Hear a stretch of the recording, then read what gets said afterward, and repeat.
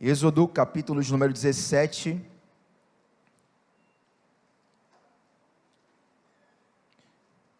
Talvez a gente passeie um pouco pela palavra.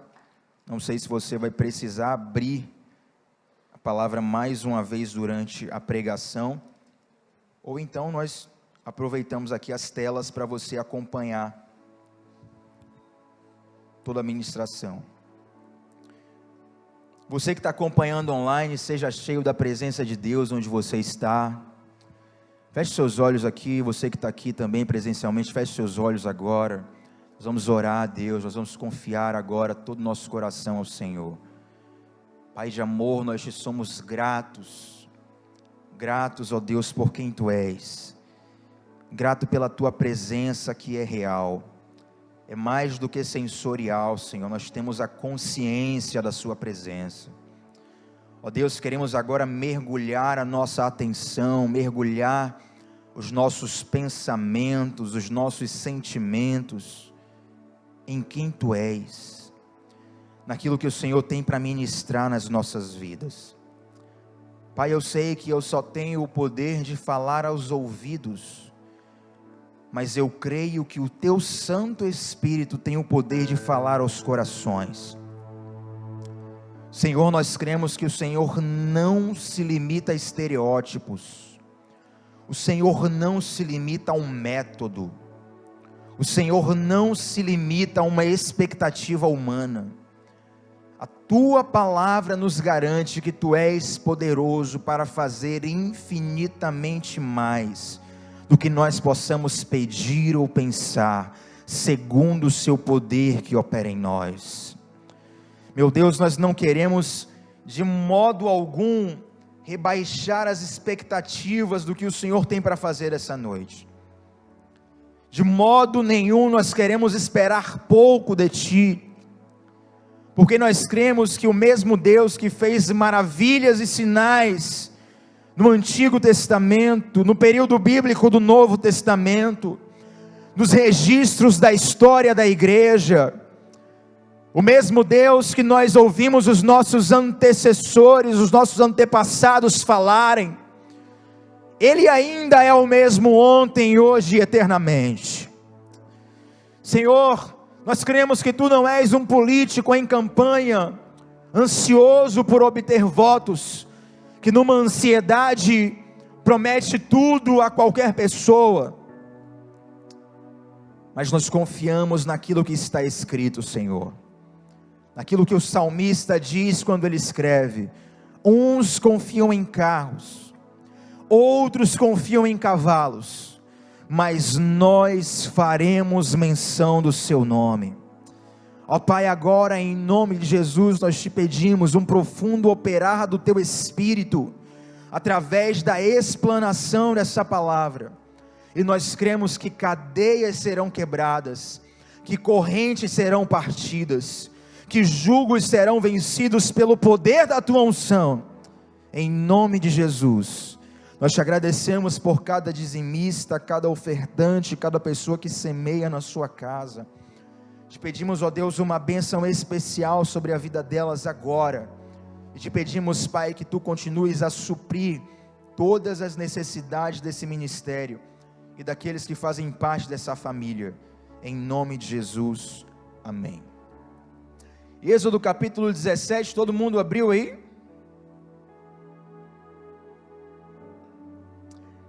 Queridos, essa palavra, penso eu, vai ser bem rápida, você não vai precisar ficar aqui até 11 horas da noite, não. Mas eu sempre tenho percebido na minha caminhada que Deus não precisa de muito para fazer o que Ele tem que fazer. Sabe, muitas vezes a gente modula em nosso coração uma expectativa de como Deus vai fazer, e muitas vezes Deus, Ele costuma nos frustrar, nos causando desilusão. Quem gosta aqui de ficar desiludido? Ninguém, né? Ou quase ninguém. Mas a desilusão é importante, porque a desilusão, ela vem para te tirar do campo da ilusão. A mãe de toda frustração é uma expectativa errada. Se você tem uma expectativa errada, fatalmente você vai se frustrar. Então muitas vezes Deus desilude você, Deus frustra você justamente para te tirar de um campo de fantasia, e Ele te traz para a realidade, e na realidade, Ele começa a trabalhar na sua vida. Você crê nisso? Então eu quero ministrar algo na sua vida, e eu quero pedir para que você se desprenda de toda expectativa limitante, acenda o seu coração, e acredite que Deus pode transformar a sua história nessa noite. Êxodo capítulo 17, verso 1 diz assim: tendo partido toda a congregação dos filhos de Israel, no deserto de Sim, fazendo as suas paradas, segundo o mandamento do Senhor, acamparam-se em Refidim, e não havia ali água nenhuma para o povo beber. Nós vamos caminhar um pouco nesse texto, mas Êxodo 17 é muito conhecido, e você vai se identificar com esse texto conforme essa palavra caminhará.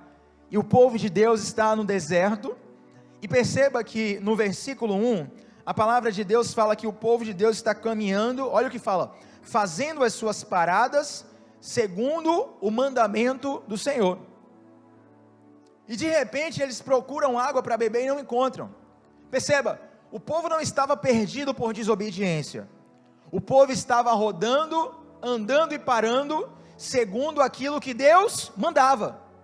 Então, Deus estava liberando uma mensagem, o povo estava obedecendo, mas ainda assim havia uma necessidade latente, e essa necessidade não estava sendo saciada conforme o poder humano.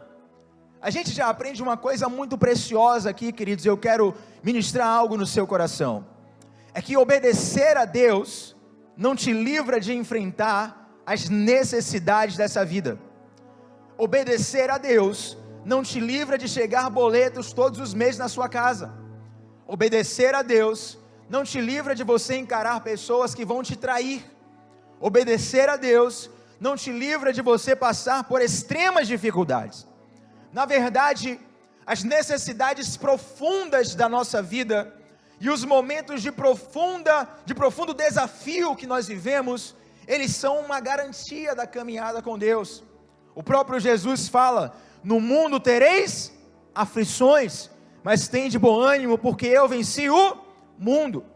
Na verdade, a vida é muito incerta para todos, salvo se Deus liberar uma profecia sobre a sua vida, uma palavra de conhecimento, dificilmente você vai conseguir descrever como será o seu dia amanhã e acertar em tudo, porque a vida, como diz o poeta, é uma caixinha de surpresa. Mas existem algumas coisas que são uma certeza na nossa vida. A primeira certeza da nossa vida, eu posso citar, é a morte, exceto se você for Elias ou Enoque. Se não tem Elias e Enoque aqui, então eu posso ministrar isso na sua vida. A morte é uma certeza. A ciência diz que quando você nasce, as suas células já começam a morrer. Então quando você nasce, você já está morrendo. E eu não quero ser um profeta do down aqui, mas eu gostaria de te dizer que cada dia que você passa é um dia mais próximo da sua morte. Aleluia. Que cara louco esse pregando aí, gente. Porque a morte é uma certeza. Mas existe também outra certeza na nossa existência. É o sofrimento. Um bebê, se ele nasce de modo saudável, ele já nasce chorando. E a ciência vai dizer que um dos motivos de um bebê chorar é porque ele sai de um lugar confortável, aquecido, sem luz, e de repente tem um corpo expelindo ele, a mãe está fazendo força para ele sair, o médico está puxando ele agora está sendo exposto a outro ambiente, está sendo exposto a outro nível de luz, e ainda tem um doutor dando uma palmadinha no bumbum dele, e ele está lá chorando. Querido, você nasceu, você já começou a sofrer, e em toda a caminhada da nossa vida, nós podemos atestar que o sofrimento é uma certeza, e a nossa sociedade, de modo errôneo e de modo doente, ela entende o sofrimento como algo errado. Então o que acontece? A gente começa a evitar de todas as formas o sofrimento da nossa vida. Tem até uma frase conhecida, e hoje em dia você vai ver poucas igrejas fazendo isso literalmente, mas antigamente, alguns anos atrás, algumas igrejas inclusive colocavam placas assim: venha para Jesus e pare de... Quem já viu isso aqui? Se você não viu pessoalmente alguma coisa na internet, você viu. E meu amigo, se você ouviu isso e chegou nessa transmissão, eu gostaria de dizer que não sei por qual motivo você viu um anúncio errado. Você não vai parar de sofrer quando você vier para Jesus. Na verdade, a palavra de Deus nos diz, lá em Hebreus capítulo 5, versículo 8, que o sofrimento é um método que Deus escolheu para aperfeiçoar a Cristo. Olha que coisa louca! O sofrimento é um método que Deus escolheu para aperfeiçoar a Cristo. E muitas vezes nós entendemos o sofrimento como algo errado. Agora, eu te pergunto, Cristo estava errando em alguma coisa, sim ou não? Não. Deixa eu falar aqui. Cristo era o cara certo, no lugar certo, fazendo a coisa certa, na hora certa. E ninguém sofreu mais do que Jesus. Se você está sofrendo e começa a atribuir esse sofrimento a Deus, começa a culpar a Deus, e começa de maneira doentia, tentar evitar o sofrimento, eu quero alinhar o seu coração, para você entender, que Deus não vai te fazer parar de sofrer, Deus vai te ensinar a sofrer. E o povo está lá obedecendo, e de repente há uma sede muito grande, e eles vão para Moisés, e o versículo 2 diz assim, vem comigo: contendeu, pois, o povo com Moisés, e disse, dá-nos água para beber. Por que o povo foi para Moisés? 2 motivos. Primeiro, Moisés era o líder. Segundo, se você vai estudar a história de Moisés, você vai perceber que Moisés, ele passa 40 anos no Egito, e depois ele passa 40 anos no deserto. Moisés foi pastor de ovelhas no deserto, e nessa região, Moisés já havia cuidado de ovelhas. Então o povo vai para Moisés na seguinte intenção: Moisés, você já morou aqui, você já trabalhou aqui, você deve saber onde tem água aqui. Então o povo ele vai para Moisés e diz: Moisés, você que tem um conhecimento, você que tem um método, você que tem a estratégia, você que tem a experiência, nos dê a resposta. Mas Moisés não tem a resposta. Isso simboliza algo muito claro, é que muitas vezes o método humano, a sabedoria humana, a experiência humana não conseguirá trazer resposta para as necessidades do nosso coração. Talvez você admire uma pessoa, admire um programa, admire um estilo de vida, admire uma ideologia, mas nada nesse mundo a não ser Cristo possui todas as respostas que o nosso coração precisa. Talvez você olhe para uma instituição e culpe essa instituição por como sua vida está. Talvez você olhe para um político, para um partido, para uma ideia, para uma situação e procure culpas externas. Se você procura culpa neles, é porque você esperou alguma coisa neles. Mas como nós oramos aqui, queridos, a nossa esperança está no Senhor. Eu gostaria de ajustar o sentimento do seu coração, para que você direcionasse a sua esperança para o Senhor. E é engraçado, rapaz, essa coisa de sofrimento, porque quando a gente não atribui o sofrimento a coisas humanas, a gente atribui o sofrimento ao diabo. E muitas vezes quem nos coloca em enrascadas é o próprio Deus. Vai lá para a história de Jó. Como é que começa a história de Jó? O diabo ele entra na presença de Deus, junto com outros anjos, e aí o diabo começa a bater papo com Deus, papinho com Deus lá, um cafezinho, tal, alguma coisa, vai ver aí como é que tá, tal, não sei o que. Aí Deus chega, né, tá fazendo o que, Satanás? Rodeando a terra, passeando aqui, né, dando um rolê aqui na terra e tal. Aí o próprio Deus chama a atenção para Jó, o Deus que fala assim, ó, viste o meu servo Jó? Às vezes a gente acha, querido, que o diabo chega assim, fulano de tal, eu quero acabar com a vida dele, eu vou acabar com a vida dele. Não, o próprio Deus que chega lá, você está passeando pela terra, você viu meu servo Jó? Gente, se eu sou Jó e sei de uma história dessa, meu Jesus Cristo, eu pergunto, para que você foi tocar no assunto, Jesus? E aí Deus fala, servo bom, fiel, cara bacana, gente boa, parecido com Jefferson assim. E aí o diabo fala, bom, mas também você dá tudo a ele. Aí Deus fica, né, eu vou usar uma expressão, não me julgue teologicamente, é só uma conjectura. Aí Deus fica ofendido, só porque eu dou tudo a ele não. Eu vou te provar agora que ele é fiel porque ele é fiel. Eu vou te provar agora que a fidelidade dele está acima das circunstâncias. Queridos, quando Deus te coloca numa provação, não é para te reprovar, é para te aprovar. quando Deus apresenta a vida de Jó e fala assim, ó, pode tirar tudo dele, só não mate ele, Deus estava querendo algo que ele alcança no final disso. O que é? Mostrar para todo mundo que a fé de Jó não era só porque Deus mimava Jó, não era só porque Deus abençoava Jó, não era só porque Deus dava tudo a Jó. Deus estava ali mostrando que havia um relacionamento que era mais forte do que as bênçãos que Deus liberava sobre a vida dele. E você precisa ter esse vínculo com Deus.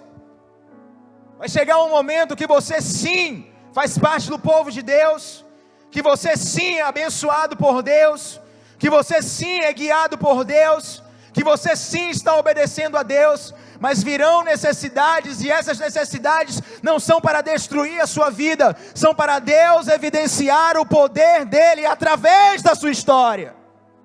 Aí no final de tudo, Jó entende e fala assim, conheci a Deus de ouvir falar, mas agora os meus olhos te veem. Amados, tem coisas que você só vai aprender no sofrimento. Tem coisas que você só vai aprender no sofrimento. E nós precisamos parar de ser uma geração que evita sofrimento a todo custo. Nunca antes na história da humanidade nós vivemos uma geração que consumiu tanto remédio. Qualquer problema que a gente tem, remédio para dentro, remédio para dentro, remédio para dentro. E eu não estou pregando contra remédio aqui não, gente. O que eu estou querendo te mostrar é que muitas vezes, os médicos sabem disso, os terapeutas sabem disso, é que muitas vezes tem coisas que você trata com remédio que na verdade você devia superar vivendo a situação. Tem coisas que você trata com remédio que você devia superar aprendendo com a situação. E nós vivemos uma sociedade que bate recorde de ansiedade, que bate recorde de depressão e acha que um comprimido é suficiente para transformar a sua história. Queridos, não tem remédio que não seja chamado Jesus Cristo, que tenha poder para transformar a sua vida. Existe um autor russo chamado Dostoiévski, e ele cunhou uma frase que ficou muito famosa. Ele diz: há no homem um vazio do tamanho de Deus. Essa frase é sensacional, porque olha, eu não sei o que você imagina quando pensa nessa frase, mas vou te mostrar o que é que eu imagino quando eu leio essa frase: há no homem um vazio do tamanho de Deus. Eu imagino um quebra-cabeça. Eu não sei quem gosta de quebra-cabeça, mas certamente você conhece um.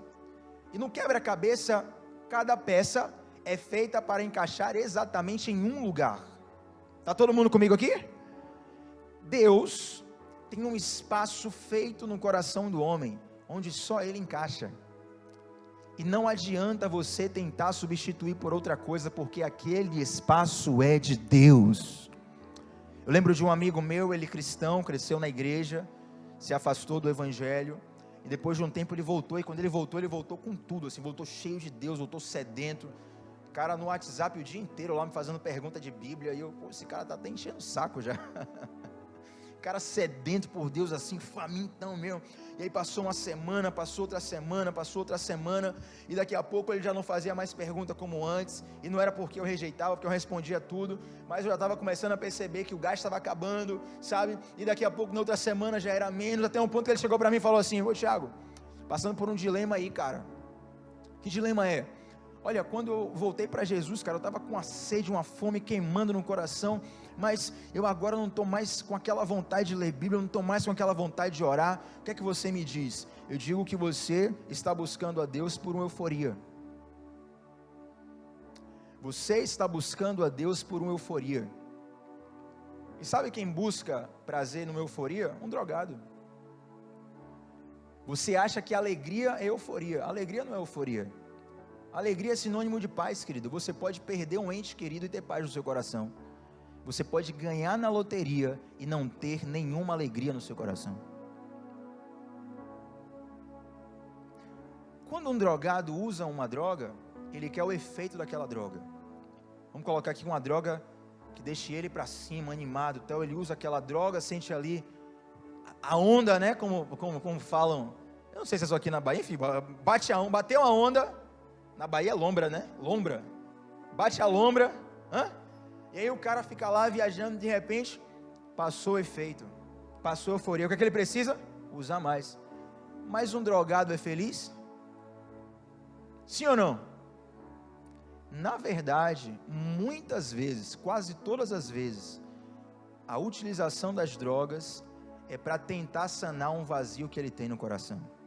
Porque a droga leva, eu sei que Deus está falando para alguém aqui, porque a droga leva ele para um ambiente de fantasia, um ambiente de delírio, porque ele não suporta mais viver a realidade. Na nossa sociedade, existe um costume onde as pessoas falam, eu vou beber para esquecer meus problemas. Tinha até um ministério de louvor que cantava isso, né? Como é? Renato o quê? Tinha um louvor que era assim, eu vou beber para esquecer meus problemas. O cara está tão atribulado na realidade dele, que ele precisa de uma fantasia, ele precisa simular algo diferente, eu preciso de uma fuga da realidade. Por que tem pessoas que mergulham em fantasias políticas, em fantasias de time de futebol? Ouça, porque tem um torcedor, que ele dá vida pelo time dele, muitas vezes é um cara que quis ser jogador de futebol e não conseguiu. Então quando o time dele ganha, sabe, o torcedor do Bahia chega para você, se for o torcedor do Vitória, chega você e fala assim, eu sou bicampeão brasileiro. Aí você pergunta para ele assim, você jogou o campeonato? Você entrou no jogo? Você foi inscrito no campeonato? E como você é bicampeão? Não, porque meu time ganhou, ele se sente representado pelo time. E aí alguns vão, eu não estou criticando isso, mas alguns vão tão fundo nisso, que são capazes de matar torcedores inimigos, porque ele já está vivendo uma realidade paralela, onde aquilo é mais importante do que a vida dele. Experimente chegar para um torcedor doente, e falar mal do time dele. Ele vai se sentir ofendido. Você não está ofendendo ele, você está ofendendo o time dele, mas ele vai se sentir ofendido. Eu vou para um caso aqui bem claro na nossa nação, para quase todo mundo. Experimente falar mal de um político de estimação de alguém. Meu amigo, cara, encapeta na hora. Você está criticando o político. Gente, qualquer lado, tá? Um lado A, lado B, qualquer lado. Você criticou uma ação que o cara teve, uma medida que o cara teve, uma fala que o cara teve, a pessoa, por quê? Você criticou o político, mas a pessoa se sente ofendida, porque ela erigiu aquele político ao nível de ser um Deus na vida dela. Mas existem vazios no homem que só Deus pode preencher. E aí Moisés pergunta para aquelas pessoas assim, por que contendeis comigo? Por que vocês estão brigando comigo? E Moisés começa a orar a Deus, Moisés começa a clamar ao Senhor, dizendo, Senhor, esse povo aqui está com sede. E aí o povo começa a dizer assim para Moisés, Moisés, você nos trouxe aqui para nos matar. E sabe, é interessante isso, porque nós não estamos falando de um povo incrédulo, nós estamos falando de um povo que viu as pragas do Egito, nós estamos falando de um povo que viu o mar vermelho se abrir, nós estamos falando de um povo que viu o maná descer do céu, nós estamos falando de um povo que viu milagres que provavelmente nenhum de nós veremos com os nossos olhos físicos, um povo privilegiado, um povo que viu um nível de sobrenatural muito, muito, muito grande, muito, muito, muito alto, e de repente, esse povo chega e pergunta para Moisés, você nos trouxe aqui para nos matar? Sabe o que isso simboliza? Simboliza uma geração que viveu muitas coisas com Deus, mas já não acredita no propósito de Deus. Amados, eu conheço história de ministros do Senhor que passaram a vida inteira nos pés do Senhor, servindo, ministrando, e perto de morrer, tristemente, eles abandonaram a fé. Perto de morrer, tristemente, eles deixaram de acreditar no Senhor. Eu quero te relembrar agora, querido, tudo aquilo que você já viveu com Deus. Eu quero trazer ao seu coração, trazer à sua memória aquilo que te dá esperança. Você precisa olhar para o passado para encher o seu coração de esperança. Quem é que está no bumbo aí? Tum, tum, tum. Davi Silva, da casa de Davi, tem esse negócio, né? Largava o instrumento, o anjo tocava. Hein, Guga? Cadê? Ó, tum, tum, tum. Será que são as trombetas já voltando? Quem quer fazer uma aliança com Jesus aqui? Brincadeira. Mas vamos lá. Moisés chega e clama ao Senhor. Agora eu gostaria que você observasse algo bem específico. Deus está testando o seu foco aqui. Tenha foco aqui agora. Amém? Amém? Moisés chega para o Senhor e fala assim: Senhor, o povo está precisando de água e não tem água para beber. Eu não sei onde tem água para beber e eu preciso de uma resposta. Nós temos duas figuras bem claras aqui: o povo murmurando e Moisés orando. O povo murmurando e Moisés orando. O povo murmurando e Moisés orando. O povo, eu sei que vocês estão de máscara, vamos gritar: o povo e Moisés. O povo e Moisés. Quem foi que Deus respondeu?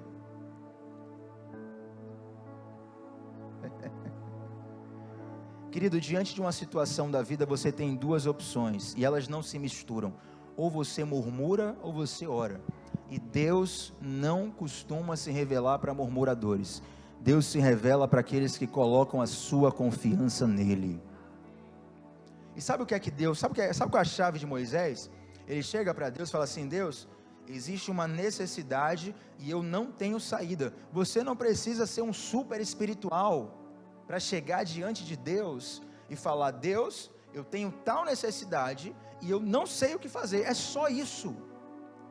É só isso. Não sei o que fazer.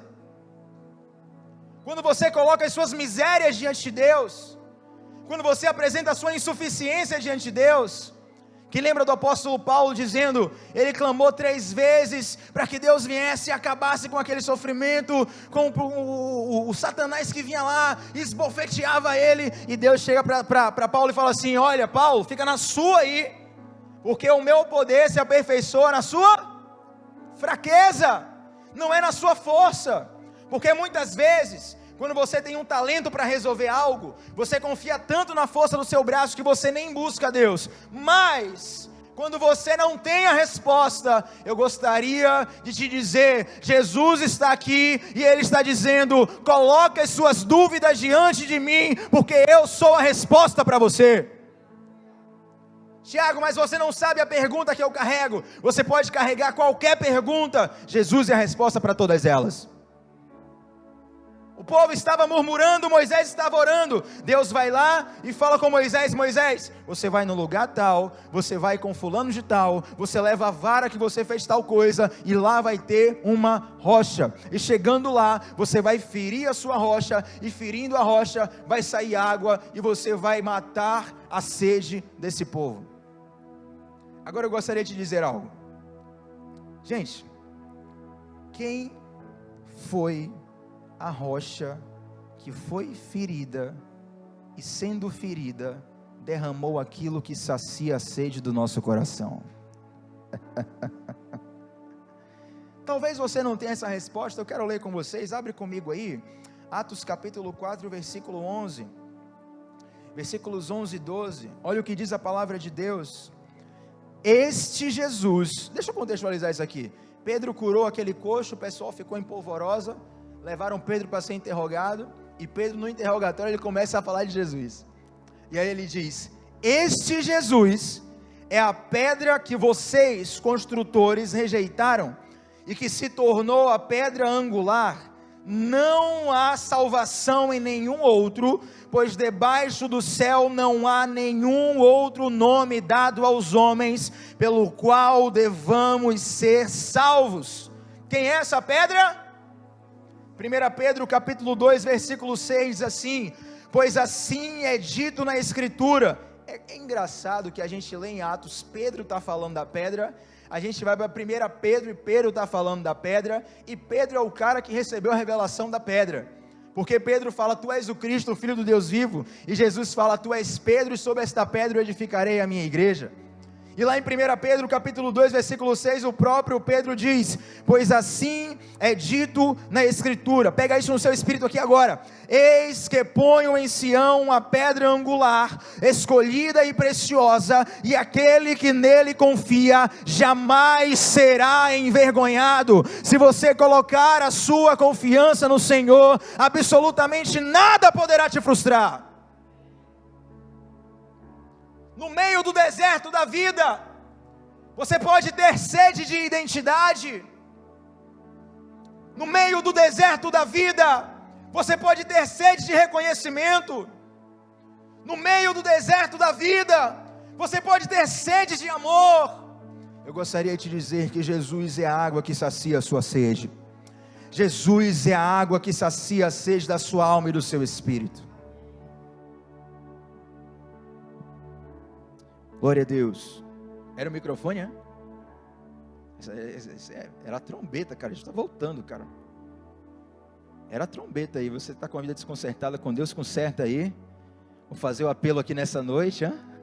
Aí, continuou.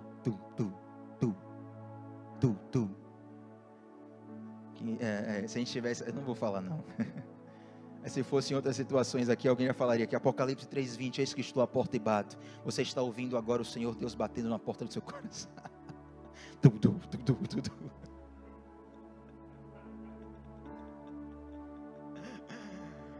Quantos estão sentindo a presença de Deus nesse lugar aqui, meu irmão? Glória a Deus. Então nós percebemos que Jesus é uma pedra que se revela para nós através disso aqui. Em diversos lugares do Antigo Testamento você vai ver revelações simbólicas de Jesus. A gente costuma chamar na teologia de tipologia, um tipo de Cristo, onde o plano de salvação de Deus se revela através de um símbolo. Agora eu gostaria que você abrisse a palavra do Senhor e nós vamos para a conclusão dessa mensagem, lá em João capítulo 7, versículo 37. Deixa eu ensinar algo para você. A Bíblia, ela sempre se responde. Tudo que você tiver dúvida na Bíblia, a Bíblia sempre se responde. Eu acabei de citar que essa passagem é uma tipologia da revelação de Jesus. Aí você chega lá em João capítulo 7, e há algo muito precioso aqui. Se você for estudar a Bíblia, em João capítulo 6, você vai ver o milagre da multiplicação de pães. Jesus, no milagre da multiplicação de pães, ele está se revelando como o pão da vida, o pão vivo que desceu do céu. E na multiplicação de pães, como acontece a multiplicação de pães? Jesus parte o pão e começa a distribuir. Você percebe que é um pão que é partido para saciar a fome. João 6. Aí você vem para João 7 e você começa a perceber que Jesus se revela como a água da vida. Vem comigo no versículo 37 e nós já vamos partir para o final dessa mensagem. Olha o que diz a palavra do Senhor. No último dia, o grande dia da festa, levantou-se Jesus e exclamou: se alguém tem sede, venha a mim e beba. Oh Jesus, maravilhoso. Se você tem sede no seu coração, você pode ir até Jesus. Deixa eu explicar rapidamente isso aqui para você não ficar boiando. Quando a Bíblia fala no verso 37, no último dia, o grande dia da festa, está falando da festa dos tabernáculos. E a festa dos tabernáculos era uma festa que durava 7 dias. E em cada dia, do primeiro ao sexto dia dessa festa, havia uma procissão. O sacerdote pegava um jarro de ouro, ia no tanque de Siloé, enchia o jarro de ouro de água e levava até o altar no templo. A palavra Siloé significa enviado. Jesus é o próprio Siloé, cujas águas nos saciam. Então do primeiro ao sexto dia, o sacerdote vai lá, pega a água, jarro de ouro, procissão. Enquanto tem a procissão, está lá tambor batendo, gente cantando, aquela festa, primeiro ao sexto dia. No sétimo dia, era o principal dia da festa, era o último dia da festa. No sétimo dia, o sacerdote fazia esse trajeto 7 vezes. Primeiro ao sexto, uma vez. Sétimo dia, ele fazia esse trajeto 7 vezes. Pegava um jarro de ouro, tanque de Siloé, enchia de água, ia festejando com o povo, derramava sobre o altar. Segunda vez, uma coisa. Terceira vez, uma coisa. Quarta vez, quinta, sexta, sétima. Então é o auge da festa. Melhor momento da festa. O povo está festejando como nunca. O povo está celebrando como nunca. E no meio dessa festa, Jesus se levanta e ele grita no meio da multidão: se alguém tem sede, vem até mim e beba. Olha o que Jesus está fazendo aqui. Nós estamos diante de um ritual religioso, de uma festa religiosa. E no meio do ritual religioso, no meio da festa religiosa, a pessoa de Jesus se levanta e revela quem verdadeiramente Ele é.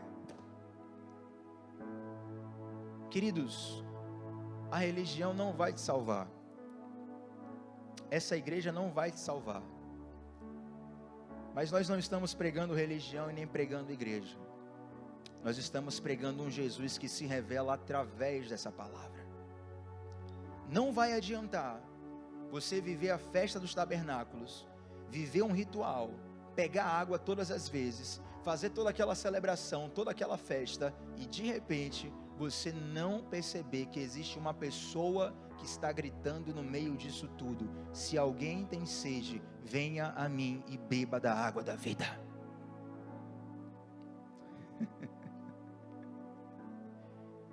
Eu acho lindo o fato de que Jesus, do nada, ele de repente se evidencia e toma o protagonismo da coisa. Jesus, ele, como diz uma expressão na arte, fulano de tal roubou a cena. O que é roubar a cena? É você não ser o personagem principal, mas de repente, do nada você se torna a evidência ali. Muitas situações da sua vida, se você abrir os seus olhos, você vai perceber que é Jesus se tornando o protagonista da sua história.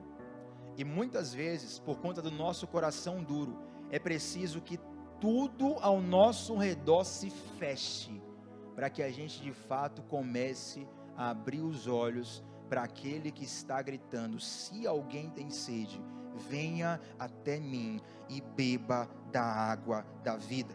Sabe uma coisa que eu percebo aqui? É que quando nós lemos Êxodo 17, e nós já ministramos minutos aqui sobre isso, nós falamos que Jesus é a pedra que foi ferida. Mas quando você vai para João 7, você percebe que Jesus também é a água que sai da pedra. Em Êxodo 17, Jesus é a pedra que é ferida. Em João 7 ele está dizendo: eu sou a própria água que sai da pedra e sacia. Ouça uma coisa: não há nada que vá saciar a sua sede que não seja Jesus. Ele é a única fonte. Eu quero trazer uma figura de linguagem para você compreender isso aqui. Nós já estamos no final. Imagina comigo agora que você está com muita sede, muita sede, e você está na praia. Praia dá sede demais, calor, os raios solares, o próprio sal da água. Aí você está com sede. Vou fazer uma pergunta para vocês: a água do mar é água? Sim ou não? Sim ou não? Você está com sede, você quer beber água, amém? Todo mundo aqui? A água do mar é água. Mas se você beber a água do mar, você vai matar a sua sede? Você vai ficar com mais sede ainda. E se você continuar bebendo, você pode morrer de desidratação. Que coisa é essa, gente? Você beber água e morrer de desidratação? Porque nem toda água sacia a sua sede. Sabe o que eu quero ministrar aqui? É que o mundo, ele nos dá propostas. O pecado, ele nos dá propostas. O diabo, ele nos dá propostas. E quando o pecado te traz uma proposta, ele está dizendo: se você fizer isso, eu vou saciar a sua sede. Se você fizer aquilo, eu vou saciar a sua sede. Se você abrir mão de tal valor, eu vou saciar a sua sede. E sabe o que acontece? É como beber água do mar. Você percebe que o pecado, na verdade, aumenta a sua sede mais ainda. Eu lembro que há alguns anos atrás eu li um relato de libertação de pornografia e vício, pornografia e vício em sexo. Foi um relato muito chocante, que foi de uma moça. Ela, pelo menos no momento do relato, ela era adolescente, né? Não sei quando ela escreveu isso, mas no momento do relato ela era adolescente. E ela contando que ela chegou ao ponto de fazer sexo com 14 homens diferentes na mesma noite, porque ela queria se sentir amada e ela não conseguia se sentir amada. Tirem as crianças da sala. Deixa eu perguntar uma coisa aqui. Se eu utilizar a expressão aqui, fazer amor, o que é que a gente pensa? Relação sexual. Porque a linguística foi alterada para isso. Isso é intencional, gente. Ao ponto de que nós falamos de amor e nós já imaginamos uma relação sexual. O que é que isso traz? Uma geração que tenta ser amada através do sexo. Então a impulsão sexual é descontrolada. A pessoa tenta ser amada através do sexo, ela não consegue. Aí ela, não, então talvez o parceiro esteja errado, vou mudar o parceiro. Não, talvez, quem sabe, 2 parceiros ao mesmo tempo, 3. Não, talvez, quem sabe, vamos colocar uma coisa pior, e uma coisa mais bizarra, e vai se afundando, e vai se afundando. Ela não encontra, porque o pecado não sacia a sede do homem.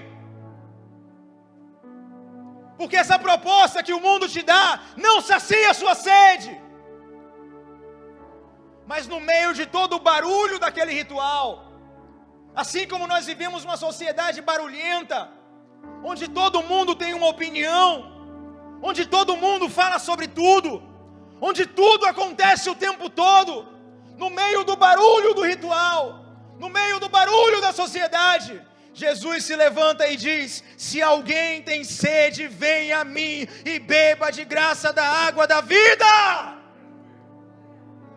Esse Deus se apresenta no meio do vendaval, no meio do tumulto. Talvez sua vida, querido, seja toda desregulada. Ainda assim, Jesus se levanta nessa noite para te dizer: se você tem sede, venha até mim, que eu vou saciar a sua sede. E Jesus não coloca critérios. Jesus não fala assim: se você for crente, batizado, membro da Lírio Armação. Não. Levantou e falou, jogou a bola. Levantou a bola. Por quê? Porque o convite de Jesus é universal. Eu não preciso conhecer a história de todos vocês para acreditar que Jesus tem interesse em todos vocês, porque o convite de Jesus é universal. Eu quero terminar aqui. O convite de Jesus, além de ser universal, ele é gratuito. Jesus não estava criando um copyright. Jesus não estava criando uma chamada de venda. Jesus não falou: olha, se você, sabe, você está no Instagram assim, vem aquela proposta sensacional, puxa, é isso que exatamente que eu precisava, clique aqui para saber mais. Quando você clica, está ali, você achava que era algo gratuito e de repente é algo pago, dá raiva, né? Vou resolver o seu problema em tantos passos. De repente, o convite de Jesus é gratuito. Você não precisa pagar nada para ninguém, porque esse próprio Jesus pagou o preço para que você tivesse livre acesso.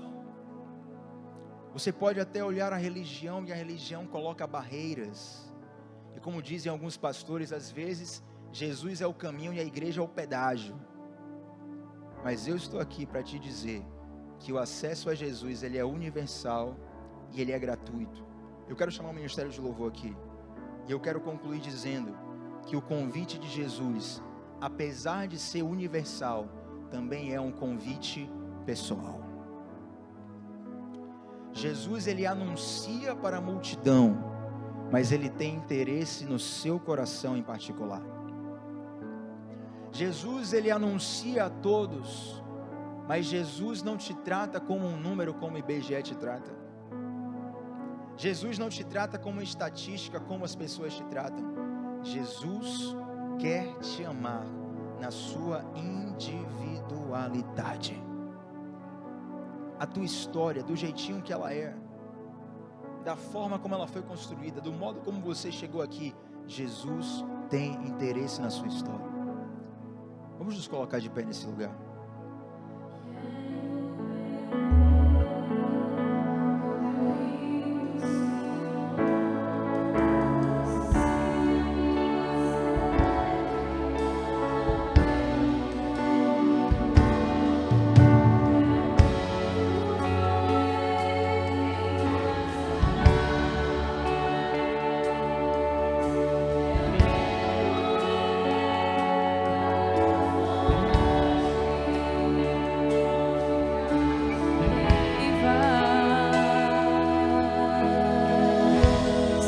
Tu és a fonte, Senhor.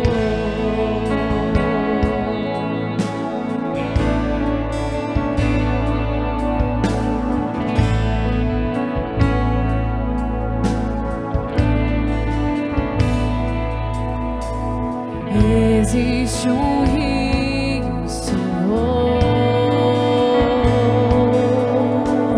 que flui do teu grande amor. Águas que correm do trono, águas que curam, que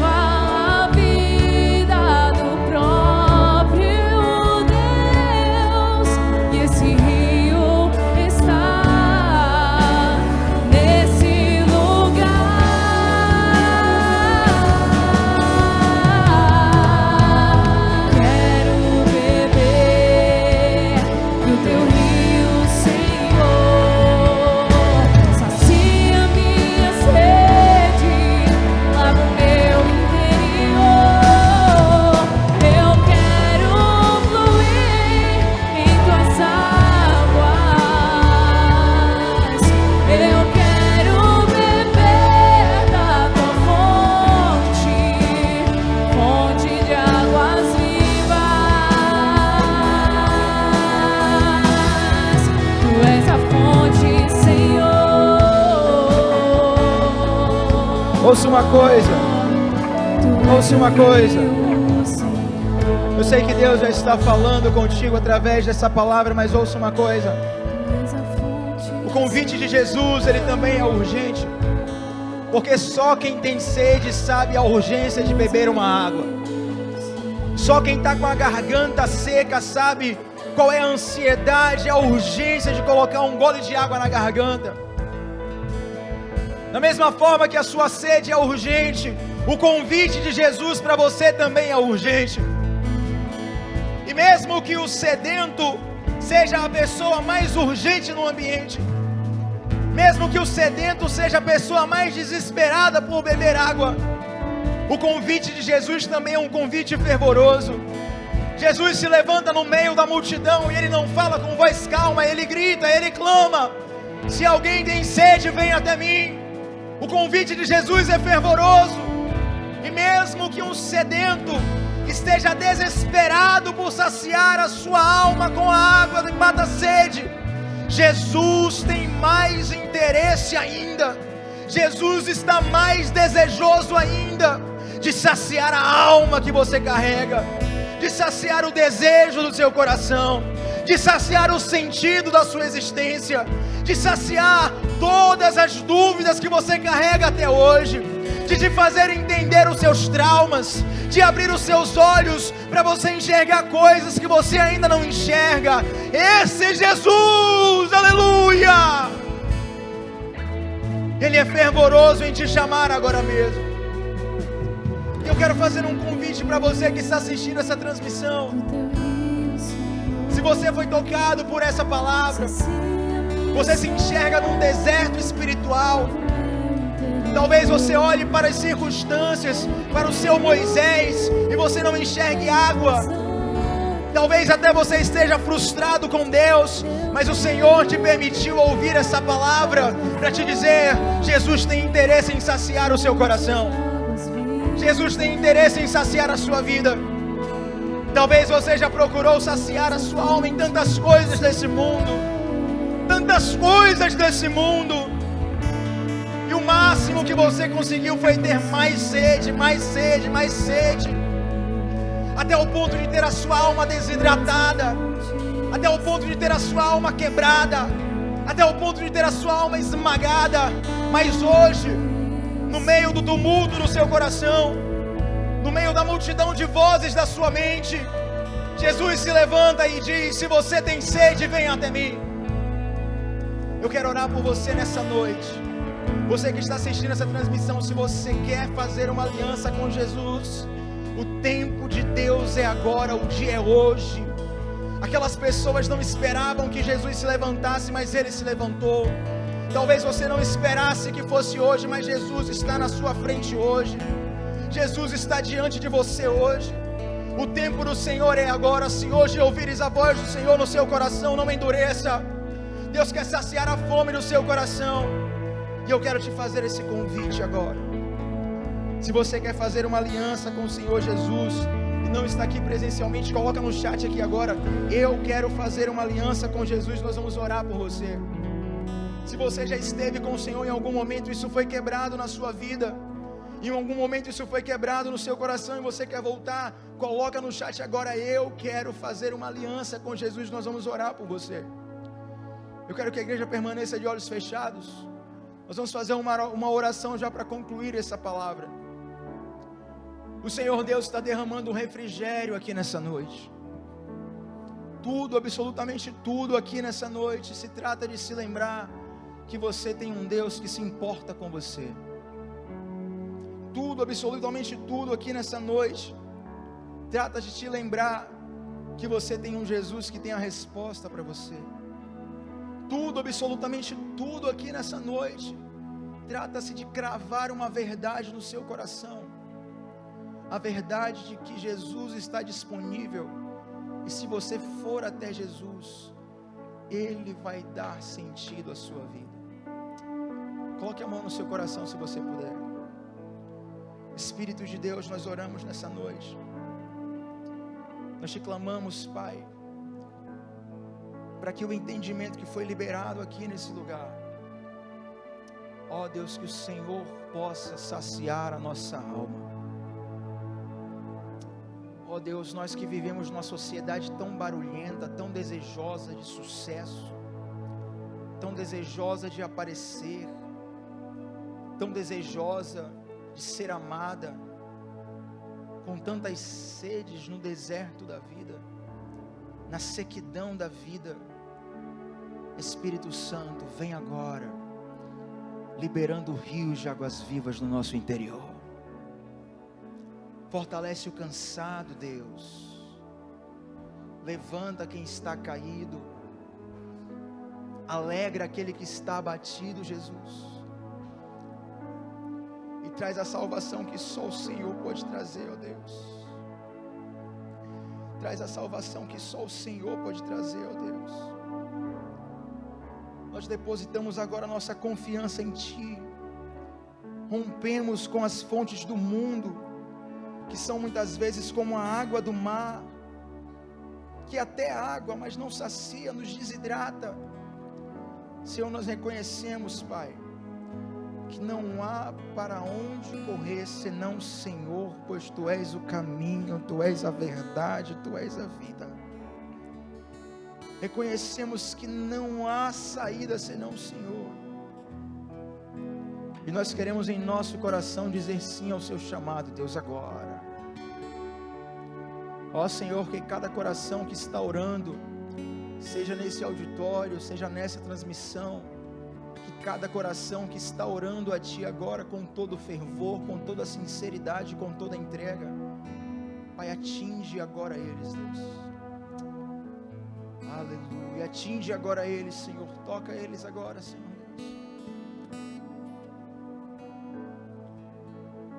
Vamos caminhar mais alguns segundos, apenas com o teclado. Permaneça de olhos fechados. Deus também trabalha no silêncio.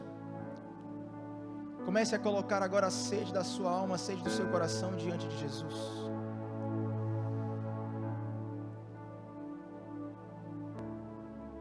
A minha voz só pode entrar pelo seu ouvido, mas a voz do Espírito Santo vai até o seu coração. Onde você estiver agora, deixe algo fluir do seu interior, e esse algo é o rio de águas vivas, rios de águas vivas, rios de águas vivas.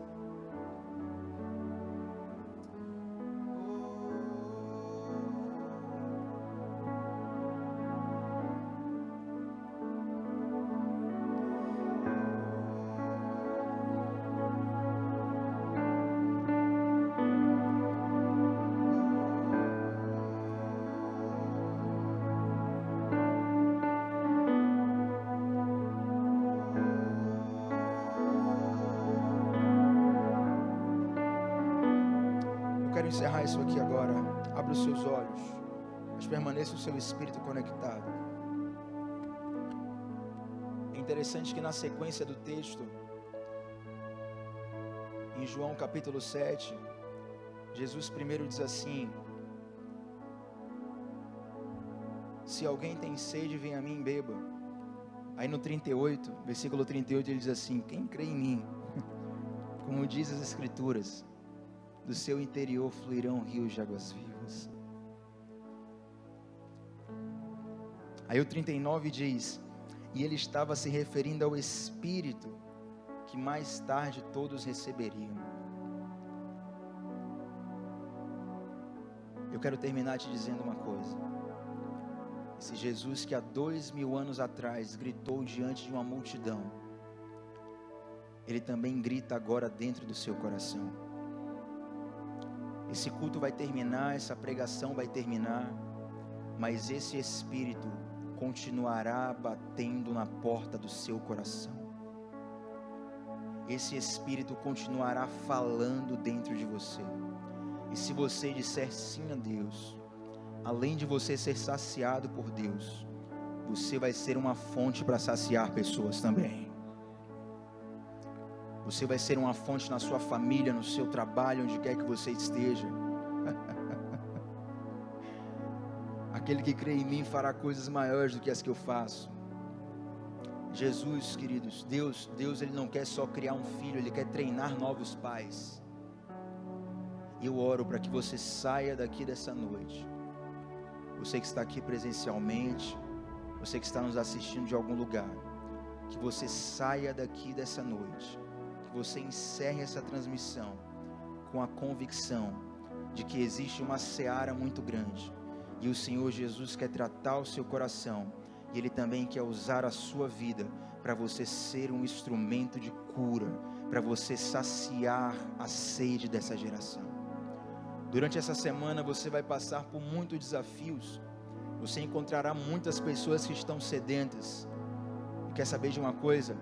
Deixa o Espírito fluir a partir de você, deixa o Espírito fluir de dentro de você, e você vai ver como é uma delícia ser saciado por Deus, e perceber que Deus te usa para saciar pessoas.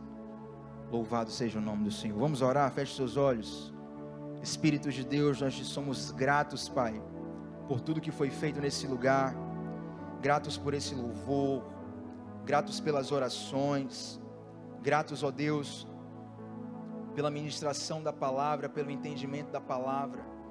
Nós cremos, Pai, que o Senhor já nos direcionou, mas nós oramos, Senhor Deus, para que assim como diz a Tua palavra, quem crê em Ti, do seu interior fluirão rios de águas vivas.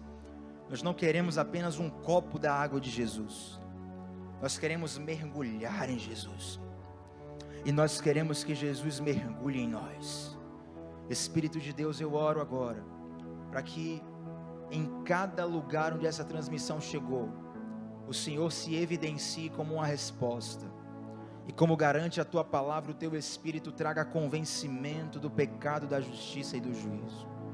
Pai, nós te abençoamos, nós abençoamos também nossa semana, nós abençoamos, Deus, todos os lugares e situações que nós vamos viver, e nós te pedimos para que o Senhor nos capacite para sermos resposta também, em nome de Jesus, e que o amor de Deus, o nosso Pai, a graça e a doce consolação do Espírito Santo, repouse sobre cada um de vocês, e sobre toda a igreja espalhada pela face da terra, em nome de Jesus. E a igreja diz, e graças a Deus. Deus abençoe a cada um de vocês. Você que está em casa, tenha uma boa noite e uma boa semana, em nome de Jesus.